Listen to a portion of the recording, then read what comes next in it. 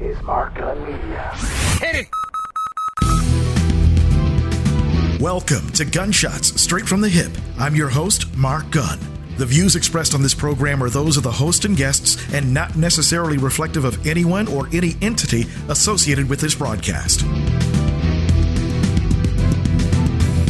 This episode is brought to you by the Centers for Disease Control. The best way to protect yourself from 2019 novel coronavirus is to avoid being exposed to the virus. Additionally, there are preventative actions that you can take to protect yourself and your family from the spread of respiratory viruses that can make you sick. These include stay home if you're sick, cover your cough, and wash your hands. For more information, visit coronavirus.gov. That's coronavirus.gov.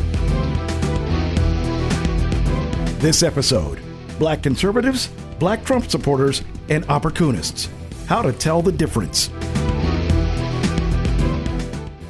Welcome to Gunshots Straight from the Hip. My name is Mark Gunn. If you happen to be listening right now on envisionradio.com, remember you can download and subscribe to past episodes wherever you get your podcasts.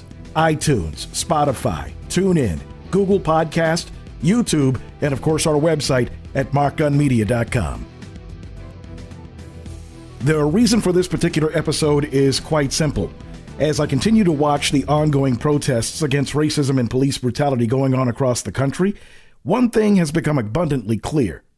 As Black people, we are not nearly as united as we really need to be. As Malcolm X once put it, there can be no black-white unity until there is first some black unity. We cannot think of being acceptable to others until we have first proven acceptable to ourselves. I also talk about this in depth in our last episode, so check it out if you haven't. One of the biggest divisions among Black people has always been political. Over the last 50 years or so, there's been a clear distinction between political parties. Democrats are seen as liberal and Republicans as conservatives. However, political affiliation doesn't always align with one's values. What are the stereotypes of Republicans? White, old, greedy, selfish, racist, definitely racist. Take, for example, the Black Republican. What are the stereotypes of Black Republicans? Oreos, Uncle Tom, sellout. You must want to be white. No connection to the Black community. This is fun, right? When you look at today's GOP, you'd be hard-pressed to understand why any Black person would be a member. A little history is in order. There was a time when Black Republicans were actually the norm. African Americans, after the Civil War, are largely in the Republican Party, right? So this is where we get the phrase, the party of Lincoln. The Democratic Party is largely invested in the segregationist politics of America at the time. In 1936, things start to change. Franklin Delano Roosevelt runs for president on the Democratic platform and introduces the programs of the New Deal. African Americans overwhelmingly help re-elect FDR to the presidency. They're part of this new Democratic coalition. Fast forward to 1964 and the Republican Party nominates Barry Goldwater as its presidential candidate. This is the same man who votes against the 1964 Civil Rights Act. His nomination encourages segregationists, white supremacists, right, the KKK, to come out and endorse the Republican Party. For many African Americans, this is it. Game over. On the eve of the convention, 40,000 people, half of them Negroes, demonstrate against Goldwater in the largest civil rights demonstration since the March on Washington last summer. In that year, only 6% of African Americans support the Republican Party. And in the past half century, not much has changed. In the 2012 presidential election, only 6% of the Black vote went to the Republican Party. To be more specific, it was Lee Atwater's Southern strategy that was a big catalyst for Blacks leaving the GOP en masse. How abstract you handle the race thing. In other words, you start out in 1954 by saying nigger, nigger, nigger.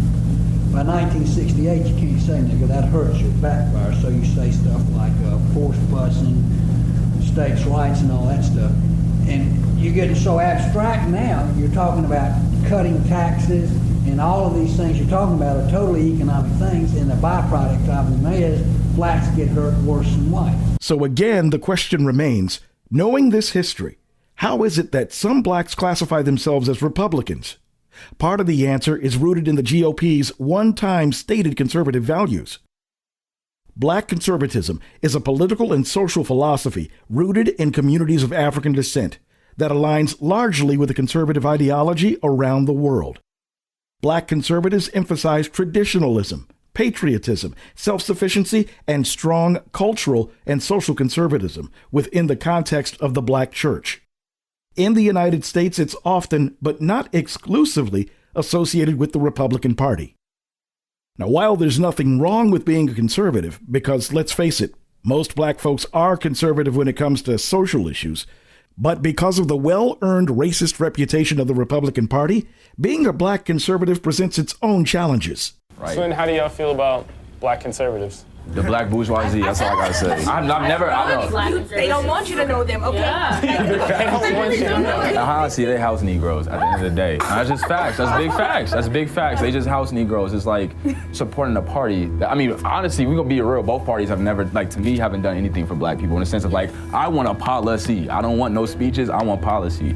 But about conservatives, it's just like y'all house Negroes. Like y'all just trying to please this white man so y'all can be on his good side. So as much as I want to look past like, oh, you're a person and you might be confused, but like your personal values are tied in policies that affect my life. Like voting for Trump is not about being a Republican. You voted for somebody who blatantly supports and encourages white supremacy. Like hate crimes are way up. So like when you think about, you know, the Black Student Union supports like diversity, right?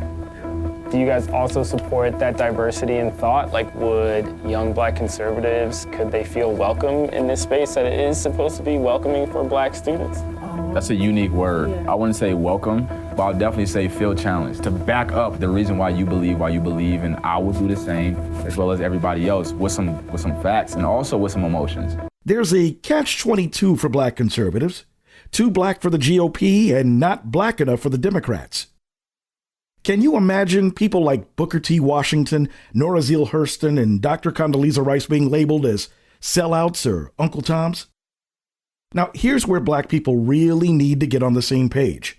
While we can all agree on the merits of conservative principles, hard work, education, thrift can take you far beyond what a government program can give you. We need to realize that we are not a monolithic people, and more young Blacks are attracted to the conservative movement, but they are a lot smarter about it. I'm Mike Roundtree, political director for the Morehouse College Republicans, and we're primarily interested in spreading the conservative word. When you're talking about government acting in our self-interest, I mean, I don't see it. But when it comes to the GOP's relationship to Blacks, these guys are trying to change the party from within.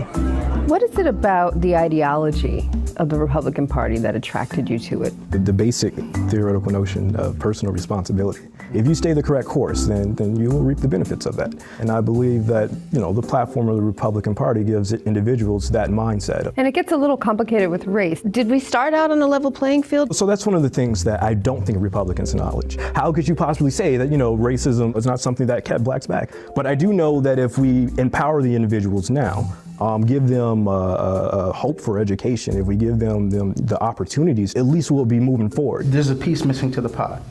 And I think it's really understanding people, getting to know us as people, not as a voter base. Certainly those things are things that the Republican Party as a whole has to make a part of the platform if we're interested in having Black voters. Coming up, being a Black Republican in the age of Trump, right after this.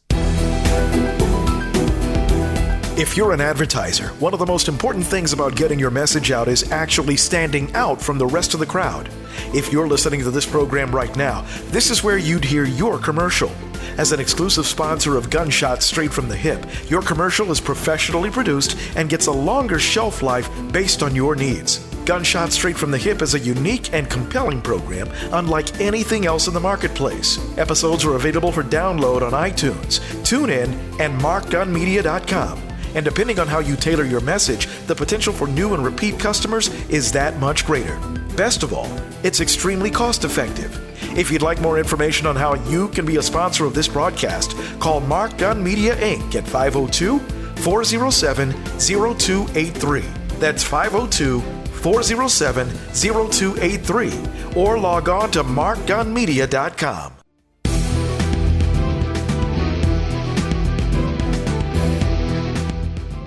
For downloads of this and past episodes and information about all the multimedia services we offer, log on to our website at www.markgunmedia.com. That's markgunmedia.com. Welcome back to Gunshot Straight from the Hip. I'm Mark Gunn. We're talking about black conservatives, black Trump supporters, and OppoCOONists, and how to tell the difference. There's a question that the GOP continues to be faced with. Former Chief of Staff of the Republican National Committee, Michael Steele, was brave enough to actually answer. Do you think that the Republican Party has a racism problem? Yes, they do. And I think we need to be honest and acknowledge it. People say, well, this has something to do with race. Yeah, it does. I'm not saying you are racist. I'm saying you're having a problem with talking about and making expressions around race that oftentimes come off not just insensitive, but downright racist. Still, there are those within the Republican Party who remain in total denial. America is not a racist country. Ever since the passage of the 1964 Civil Rights Act, the Republican Party has gained a well-earned reputation. My party, let me just be candid, my party is full of racists. This is another sticking point with black Republicans, as even they acknowledge the problem. Former Secretary of State, General Colin Powell. I think the Republican Party right now is having an identity problem. And I'm still a Republican. But in recent years, there's been a significant shift to the right. And we have seen what that shift has produced to losing presidential campaigns. I think what the Republican Party needs to do now is take a very hard look at itself and understand that the country is changing demographically. And if the Republican Party does not change along with that demographic, they're going to be in trouble. And so when we see that in one more generation, the minorities of America, African Americans, Hispanic Americans, and Asian Americans will be the majority of the country, you can't go around saying we don't want to have a solid immigration policy. We are going to make it hard for these minorities to vote, as they did in the last election. What did that produce? The court struck most of that down. Most importantly, it caused people to turn out and stand in line because these Republicans are trying to keep us from voting. There's also a dark vein of intolerance in some parts of the party. They still look down on minorities. Why do senior Republican leaders tolerate this kind of discussion within the party? I'm a moderate, but I'm still a Republican. That's how I was raised. And until I voted for Mr. Obama twice, I had voted for 7 straight Republican presidents. That problem has been exacerbated by the election of Donald J. Trump, who has shown himself time and time again to be a racist. We begin our campaign. Racist tweets, derogatory terms, and a president digging in on culture wars. President Trump retweeted a video of supporters at a retirement community in Florida. One man can be heard chanting the white supremacist slogan, "White Power." White power! Hours later, the president deleted the tweet, but the damage was already done. And in the wake of national protests on racism and police violence, he has retweeted incidents of violence carried out by African Americans against white Americans. Eddie Glaude Jr. is the African American Studies Department chair at Princeton University. What's so offensive about that for people who maybe don't get it? At the end of the day, what we're seeing here is a kind of white nationalist politics making its way into the mainstream in an unadulterated way. Glaude says the bigger picture is that Trump is using race to stoke fear, like many Republican leaders before him. I think the idea of appealing to white resentment and white fears, drawing on a particular understanding of America as fundamentally white, that language has been a part of Republican strategy since I remember remembering, right? It's been a part of my political reality ever since I became aware of American politics. So he sits somewhere in the spectrum between Ronald Reagan and George Wallace.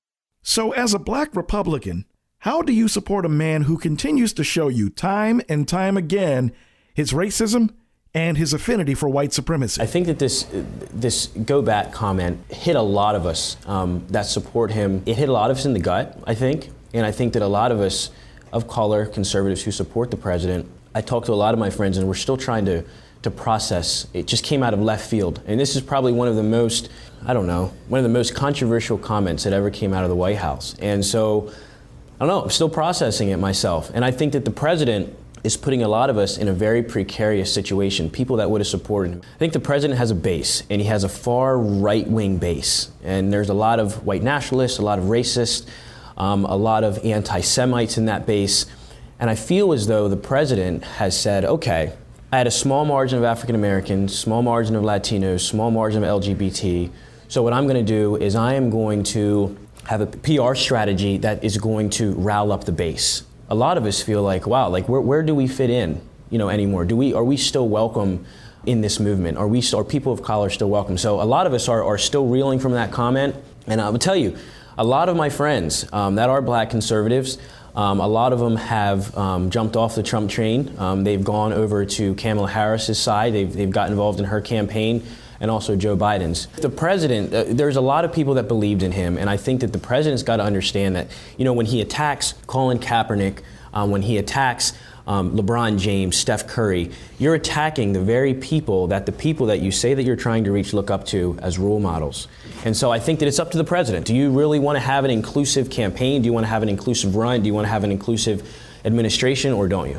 As more black Republicans are finding that they no longer have a party, there are still a number of blacks who support Trump. Some merely appear to be caught up in Trump's cult of personality, and others are what I call OppoCOONists. I'll explain after this.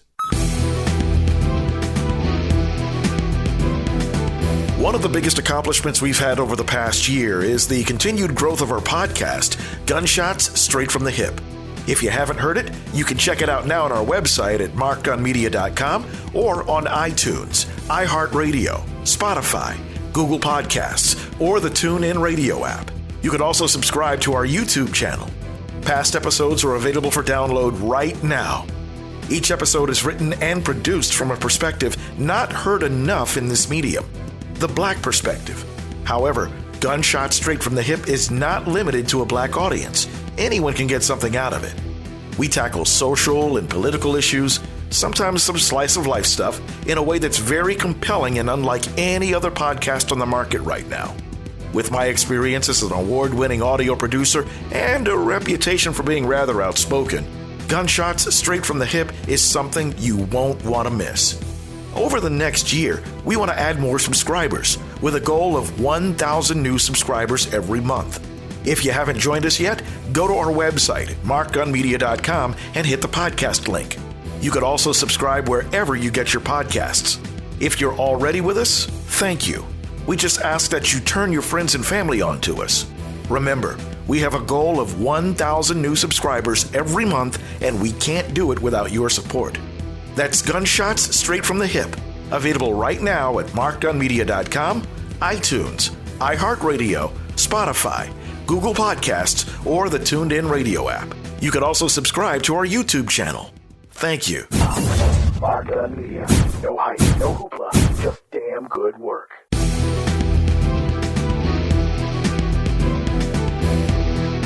For downloads of this and past episodes and information about all the multimedia services we offer, log on to our website at www.markgunmedia.com. That's markgunmedia.com.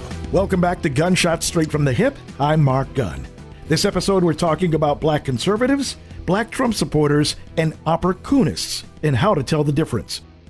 Now, we've talked about black conservatives and the challenges they face for aligning themselves with a party that continues to be anti-black and anti-people of color. I'm having a hard time having this conversation because while I understand black representation in government is critical and highly important, I think we're now moving into a spot where it's hard to co-sign a black Republican or someone who doesn't align with those values. If you are a black person running for office, you're going to have to speak to issues that are impacting black folk. My issue with supporting the fact of the endangered Republican is that it just doesn't matter what their race is, it matters what their politics are. And I understand that they are... Got it. Yeah, but you said that you can't, I think, co-sign a black Republican. What do you mean by that? If I wanted to vote for a person of color or a black person specifically, if my only option was a black Republican, I would still vote Democrat. That is ridiculous, and I find that to be extremely problematic. You're sitting here telling me that because I'm a Republican that I'm out of touch with black issues? You are not going to sit here on this show and tell me that as an African American who happens to be a Republican that I am out of touch with being black? You are ridiculous for that statement. I did not say you were out of touch for being black. You are ridiculous. I'm saying you're out of touch with the policy demands of black folks. Are you kidding me? Which is why black people overwhelmingly vote Democrat. I'm not saying that you are not black. You absolutely have a black experience. Black people are not monoliths. But if we're looking at the play-by-play of the issues that are important to our communities, Republicans do not represent that, black or not. The majority of Republican politicians have shown their craven cowardice when it comes to speaking out against Donald Trump. They fear him and they fear his base. Part of that base includes black people who appear to be caught up in the Trump cult of personality. I think that you see with the election of Donald Trump, we saw more African Americans vote for a Republican for president than in the last decade. And I think that shows that there is a increased curiosity with the Republican Party. These are black folks that will defend Donald Trump no matter what. I love President Donald J. Trump. The media is attacking him, but when they attack him, they are attacking us because he is out here fighting for us. We need to make sure we fight for this man, the one man who is standing up for Black America. We are going to fight for, guys. We have to keep it going. I love this guy right here. Let me give this guy a hug right here. I love this guy right here. Thank you for being brave. Thank you for making the black community a priority. And this is why you will get our vote in 2020. And the biggest pushback you get from these surrogates is that Trump, despite all of the evidence to the contrary, is not a racist. God bless Donald Trump. God bless you. And God bless America. Well, I know he's not a racist. I mean, I was convinced that first day from that first conversation, and the reason I was convinced was because he did not go overboard trying to convince me he was not a racist. It hurt my soul to hear the terrible names that people call Donald. The worst one is racist. I take it as a personal insult that people would think I've had a 37-year friendship with a racist. People who think that don't know what they're talking about. Growing up in the Deep South, I've seen racism up close. I know what it is, and it isn't Donald Trump. Herschel Walker, who spoke at the first night of the Republican National Convention, hasn't been known to be a politically active person, but he has been a staunch conservative for years. Pastor Darrell Scott, on the other hand, falls into a category of black people I call OppoCOONists. That's OppoCOONist. An OppoCOONist is a black person who is being compensated in some way to be the black apologist for white racism. These are the Uncle Ruckuses and the Stephen Fetchits of the political party. They tap dance on the political stage by saying and doing things that are denigrating to the black community. Some famous OppoCOONists include former Milwaukee Sheriff David Clark, disgraced Army General Allen West, the aforementioned Pastor Darrell Scott, Paris Denard, two of the most famous OppoCOONists, Diamond and Silk. Trump is not a racist. He's a realist. And the only color he sees is green, and he wants you to have some of it. Ironically, they've taken to accusing Fox News of racism after them being fired earlier this year. They have been cut from Fox Nation, which is the online Fox screening thing. They have been tweeting about, of course, which everyone I think takes for granted now, that coronavirus was basically born from 5G technology. That is, the cell phone technology created the virus. And then apparently Diamond and Silk also said they'd avoid taking a coronavirus vaccine if Bill Gates is involved because he pushed for population control. And apparently, according to the Daily Beast, they will not be on Fox anymore because of those conspiracy theories. Kanye West is another OppoCOONist who's either too stupid or too self-absorbed to realize that he's being played. Kanye West has officially filed to get his name on the ballot as a presidential candidate in Wisconsin.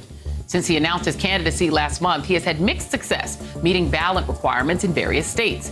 It's becoming increasingly clear he's getting help from Republicans and Trump supporters, leading some to question whether a clearly vulnerable Mr. West is being used to try to siphon votes away from Joe Biden. And perhaps the most famous OppoCOONist and current flavor of the month, or at least she used to be, Candace Owens. Black lives have never, ever, ever mattered to the Democrat Party. Black votes always have.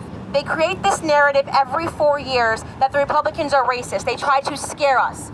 Are we such punks that we are so scared to try something different because every 4 years they knock for our votes and they say, vote for us because the other guy's racist? This is our time. Make America great again is for us too. Her Blexit movement, designed to get black people to leave the Democratic Party en masse, has failed miserably.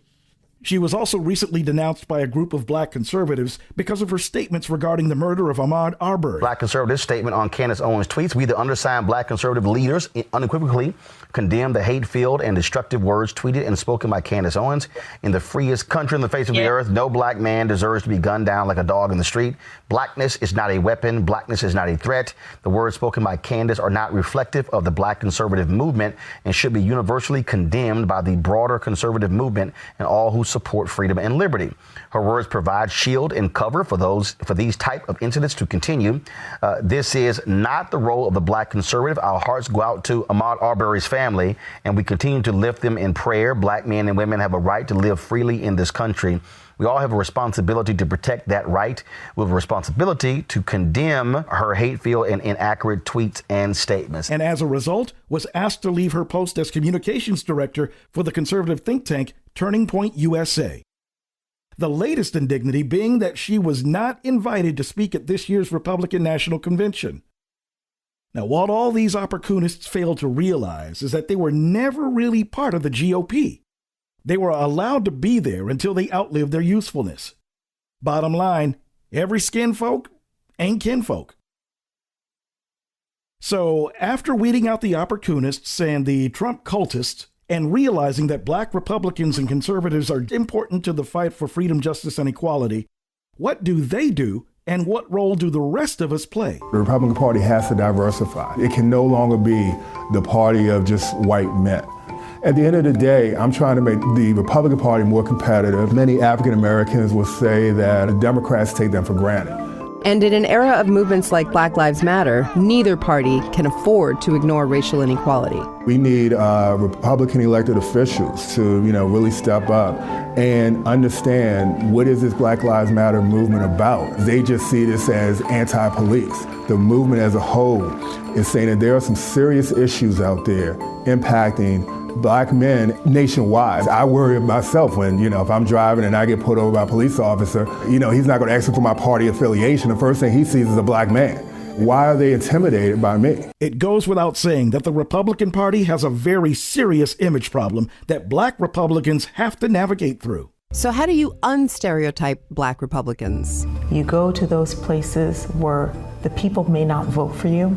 They may not even like you, but they need you. To spread the conservative word, to let people know that there is something different out there, that the status quo, what your parents did, what your grandparents did, is not what you have to do. This is another plausible option that I'm doing, and I hope that you can benefit from it. Many African Americans think that a black Republican is someone black who grew up in a white suburb, but there's many of us that are black and have lived in the African American community, so it's really showing people that we're real. And, we are part of the community and we're here. At the end of the day, it doesn't matter if you're a Democrat, Republican, or independent. It doesn't even matter if you're a liberal or conservative or moderate. What matters is at this particular point in history is that we are all black first. And we must have some serious conversations in order for all of us to reach some common ground. Again, there's nothing wrong with being a conservative. There's nothing wrong with voting your political party. The issue is Trump. When Trump is making fun of people who are mentally handicapped, making fun of women, making fun of immigrants, making fun of refugees, making fun of black people. That is the issue. This is the wrong time for me to be a conservative. What policies do you agree with that Trump has pushed forward? He's actually trying to start urban revitalization with Ben Carson. Wasn't Ben Carson a doctor? How is he going to help out with housing though? Because he grew up in extreme poverty. So I grew up in extreme poverty. I can't fix houses though. I think we have seen a lot of improvement. I can't disagree. I haven't seen much. One thing that really frustrated me is Trump's taking credit for the black unemployment rate. You did not do that. It started going down underneath Barack Obama. White nationalists literally said, I feel emboldened by Trump. You're black, I'm black. Like, what did he have to say for you to stop agreeing with Trump? Me hearing you talk is like, you don't support him. But you rep your party. I respect that. When black people, we have this ideology, Barack Obama's Jesus Christ, which is not even close. He didn't give no black people policy. But as a citizen, it's your civic duty, again, to hold them accountable. For me, I guess a good way to put it is I'm sometimes Trump. There's things that I like, and there's things that I will call him out on. But when you take away my black card and say that I'm not black anymore, and you don't even want to discuss it with me, you just want to say that white people have brainwashed me, that's where I really have an issue. I feel like it's not healthy to attack the black character.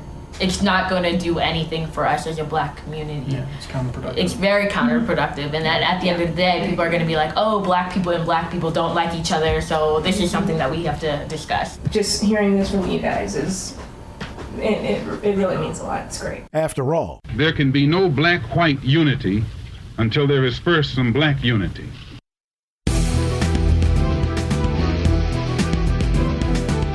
You've been listening to Gunshots Straight from the Hip. The views expressed are those of the host and guests and not reflective of any business entity or anyone associated with this broadcast. If you have any comments or want more information on how to be a sponsor, log on to our website at markgunmedia.com or call us at 502-407-0283. That's 502-407-0283. Thank you for listening. Mark Gun Media. No hype, no hoopla, just damn good work.